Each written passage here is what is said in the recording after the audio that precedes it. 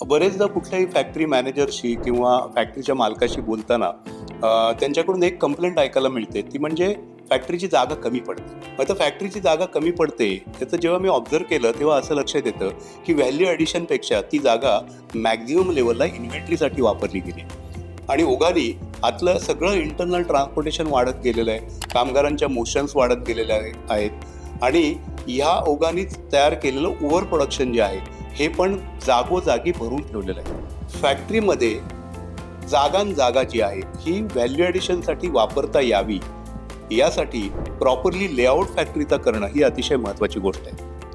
होतं काय की अशा फॅक्टरीचा लेआउट प्रॉपरली केलेला नसतो, म्हणजे प्रोसेसला जसा हवा आहे तसा केलेला नसतो आणि प्रोसेसच मॅनेज केलेली नसते. यामुळं होतं काय की फॅक्टरीमध्ये WIP क्रिएट होत राहते आणि ही WIP जी क्रिएट झालेली असते ती काय करते तर तुमच्या कारखान्यामधली मॅक्झिमम जागा व्यापून टाकते आणि ही जागा व्यापल्यामुळं तुम्हाला जागा ओघानेच कमी पडायला लागते. यासाठी काय करायला हवं तर याच्यासाठी ऑप्टिस्पेस काय देतं तर ब्राउनफील्ड लेआउटिंग देतं.